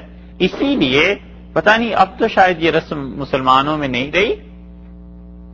یہ گدواتے تھے نا جسم، ٹیٹوز یہ بناتے تھے نا، اور بعض جو پرانی تاریخ کی چیزیں ہیں اس میں اگر آپ پڑھیں تو پتہ چلے گا، لیکن آپ کے سامنے تو ہوگا ہندوؤں کا کلچر کہ ٹھوڑی کے نیچے یہ رنگ بھروا لیتی تھی خواتین خوبصورتی کے لیے. تو حضرت صلی اللہ علیہ وسلم نے منع کیا. آپ نے کہا اس کا ہم سے کوئی تعلق نہیں ہے جو یہ حرکت کرے. یہ ساری چیزیں اسی میں آتی ہیں کہ انسان کا چہرہ بڑی عزت کی چیز ہے. حضرت اسماء رضی اللہ عنہ کی روایت آتی ہے کہ رسول اللہ صلی اللہ علیہ وسلم نے ہمیں نماز پڑھائی اور آپ نے فرمایا دوزخ میرے سامنے پیش کی گئی، اور آپ نے کہا کہ میں نے رسول اللہ صلی اللہ علیہ وسلم میں نے خود کہا کہ میرے پروردگار جب میں دوزخیوں کے پاس تھا تو ایک عورت تھی جس کو بلی نوچ رہی تھی. اس عورت نے کیا قصور کیا تھا؟ جہنم میں بلی ایک عورت کو جھپٹ رہی تھی، زخمی کر رہی تھی. تو میں نے پوچھا میرے رب اس عورت کا کیا قصور ہے؟ تو رسول اللہ صلی اللہ علیہ وسلم اللہ نے مجھے کہا کہ اس نے بلی کو باندھ کے رکھا یہاں تک کہ یہ بھوک سے مر گئی، اور اس نے بلی کو کچھ نہیں کھلایا اور نہ اسے آزاد کر دیا کہ یہ اپنا کچھ گزارا کر لیتی. نسائی کی روایت میں آتا ہے کہ اللہ نے اس بلی کی وجہ سے اس کو جہنم میں پھینکا. اس حدیث پہ اور بھی لوگوں نے لکھا ہے، لیکن یہ جانوروں کے حقوق ہیں اور شریعت نے ان حقوق کو پورا کرنے کا سختی سے حکم دیا ہے. اسی لیے وہ مشہور حدیث ہے جو کئی بار گزر چکی کہ رسول اللہ صلی اللہ علیہ وسلم نے بتایا کہ ایک آدمی تھا، مرد یا عورت، اور روایات میں مرد کا بھی ذکر ہے اور عورت والی روایات جو ہیں یہ زیادہ قوی ہیں. اور وہ جا رہی تھی کہیں اور اس نے کتے کو دیکھا اور اس نے کنویں میں سے اپنی اوڑھنی جوتے کے ساتھ باندھ کے پانی نکالا اور وہ پانی اس نے پلا دیا اس کو، کتے کو. اور رسول اللہ صلی اللہ علیہ وسلم غفر اللہ لہا، اللہ تعالی نے کہا کہ یہ عورت کتے کو پانی پلا رہی ہے اور میں اس سے زیادہ مستحق ہوں کہ میں رحم کروں. یعنی اس عورت کو رحم آ گیا ایک کتے پہ تو میں تو زیادہ مستحق ہوں کہ اپنی مخلوق پہ رحم کروں. اور وہ عورت عادی تھی برے کام کرنے کی اور اللہ نے کہا ہم نے اس سے معاف کیا. یہ بے جان جو جانور ہیں نا، بے زبان جو بظاہر ان کے بڑے حقوق ہیں جو شریعت نے متعین کیے ہیں، اس لیے مفسرین نے ان آیات کے ضمن میں یہاں پہنچ کے یہ باتیں لکھی. اللہ تعالی نے فرمایا کہ دیکھو ففہمنا سلیمان، ہم نے اس نے سلیمان علیہ السلام کو اس قصے کا زیادہ فہم دے دیا. وَكُلًّا آتَيْنَا حُكْمًا وَعِلْمًا، اور باپ اور بیٹا دونوں کو ہم نے کیا دیا تھا؟ دونوں کو ہم نے سمجھ بھی دیا اور ہم نے حکم بھی دیا. اتنی اچھی سمجھ انہیں ملی کہ وہ ان ساری باتوں کو سمجھ گئے اور اس کے ساتھ ساتھ اللہ نے انہیں علم بھی دیا، علم کی تعریف کی. اور یہ قرآن پاک اس لیے بار بار ان کی سیرت کو بے داغ قرار دیتا ہے کہ حضرت سلیمان علیہ السلام کے قصے یہاں پر پڑھیں. آگے آیات میں آئیں گے کہ ہمت پڑی تو بائبل کی عبارت آپ کو سنائیں گے، پتہ چلتا ہے الیاذ باللہ، استغفر اللہ استغفر اللہ، یہ اپنے زمانے کے یہ سارے بدکار لوگ تھے. حضرت سلیمان علیہ السلام، داؤد علیہ السلام، ان کو اتنی بھی کاموں میں نہیں تھی جتنا کوئی شریف آدمی شریف ہوتا ہے، یہ اتنے بھی شریف نہیں تھے. یہ بائبل میں سارے قصے ان کے لکھے ہوئے ہیں. اللہ بار بار قرآن میں کہتا ہے یہ بڑے اچھے لوگ تھے، یہ ہمارے حکموں کے پابند تھے. وَسَخَّرْنَا مَعَ دَاوُودَ الْجِبَالَ، اور ہم نے کیا کیا؟ پہاڑوں کو داؤد علیہ السلام کے ساتھ تابع کر دیا تھا. یہ سبحنا، یہ پہاڑ پڑھا کرتے تھے، اللہ کو یاد کیا کرتے تھے، اللہ کی تسبیح پڑھتے تھے. حضرت داؤد علیہ السلام کے کہنے پہ نہیں، بلکہ داؤد علیہ السلام جب اللہ کا ذکر کرتے تھے، اللہ کو یاد کرتے تھے، تو یہ پہاڑ خود بخود اللہ کی تسبیح ان کے ساتھ مل کے کرنے لگتے تھے. جہاں جاتے تھے حضرت داؤد علیہ السلام اور اللہ کا ذکر کرتے تھے، اللہ کو یاد کرتے تھے، تو ان کی آواز اتنی خوبصورت تھی، اتنی اچھی تھی کہ اللہ نے کہا یسبحنا، یہ پہاڑ ان کی آواز سنتے تھے، پھر وہ ہماری تسبیح بیان کیا کرتے تھے، یعنی ان کے ساتھ مل کے۔ حضرت ابو موسیٰ اشعری رضی اللہ عنہ نے قرآن پڑھا اور رسول اللہ صلی اللہ علیہ وسلم بہت دیر سے سنتے رہے، اور آپ نے فرمایا ابو موسیٰ اتنی خوبصورت آواز ہے تمہاری کہ تمہیں تو مجھے لگتا ہے حضرت داؤد علیہ السلام جیسی خوبصورت آواز انہی آوازوں میں سے ایک آواز دی گئی ہے۔ تو انہوں نے کہا اللہ کے رسول مجھے پتا ہوتا کہ آپ سن رہے ہیں تو میں تو اور سنوار کے پڑھتا۔ تو اسی سے اصل ہے وہ کہ بعض لوگ قاری حضرات کو سنتے ہیں اچھی خوبصورت آواز میں، یہ رسول اللہ صلی اللہ علیہ وسلم کا خود بھی سننا ثابت ہے۔ تو یہ حضرت داؤد علیہ السلام اتنی اچھی آواز تھی ان کی، اللہ نے کہا یسبحنا، یہ پہاڑ تسبیح اللہ کی بیان کرتے تھے، پہاڑ اللہ کا ذکر کرتے تھے جب داؤد ہمیں یاد کرتا تھا، والطیر، اور پرندے ہمیں یاد کرتے تھے جب داؤد علیہ السلام اللہ کو یاد کرتے تھے، پرندے رک جاتے تھے۔ اتنی خوبصورت آواز تھی کہ جب یہ پڑھتے تھے زبور، اور زبور ظاہر ہے کہ اللہ تعالی کی تعریف پہ مشتمل کتاب ہے، جب یہ پڑھتے تھے تو اس کے بعد پرندے رک جاتے تھے سننے کے لیے، اور پہاڑ ان کے ساتھ ساتھ اللہ کی تسبیح بیان کرتے تھے۔ اللہ نے کہا دیکھیے اگلا جملہ، خدا کو کتنی حفاظت ہے اپنی توحید کی کہ تم کہیں یہ نہ سمجھنا کہ یہ ساری ہماری مخلوق ان کے تابع ہو گئی تھی، وَكُنَّا فَاعِلِينَ، اور یہ ہم نے ہی کیا تھا، اختیار ہمارے ہی تھا۔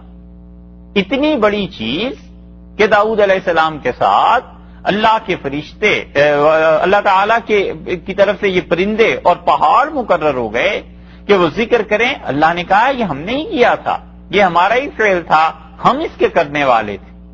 رسول اللہ صلی اللہ علیہ وسلم نے فرمایا سب سے اچھے روزے حضرت داؤد علیہ السلام نے رکھے، اور آپ نے فرمایا اللہ کی سب سے بہتر عبادت انہوں نے کی، اور آپ نے کہا وہ ایک دن روزہ رکھتے تھے اور ایک دن چھوڑ دیتے تھے، اور اللہ کو ان کے روزے سب سے زیادہ اچھے لگے۔ اور آپ نے فرمایا داؤد علیہ السلام نے اللہ کی سب سے اچھی عبادت کی، وہ رات کے ایک حصے میں سو جاتے تھے، پھر اٹھتے تھے، پھر نماز پڑھتے تھے، اور پھر چھٹا حصہ رات کا رہ جاتا تھا، پھر وہ سو جاتے تھے۔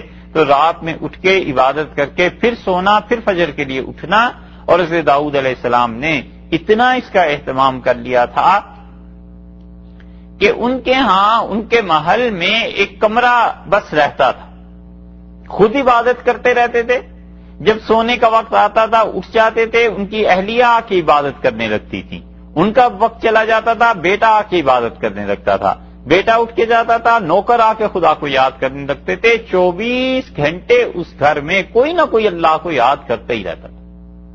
اللہ کے اتنے اچھے بندے تھے، اور اللہ تعالی نے فرمایا جب وہ پڑھتے تھے اتنی خوبصورت آواز، یسبحن والطیر، پرندے بھی پہاڑ بھی، وَكُنَّا فَاعِلِينَ، اور یہ جو ذکر ہمارا ہوتا تھا کُنَّا فَاعِلِينَ، یہ ہم کرتے تھے۔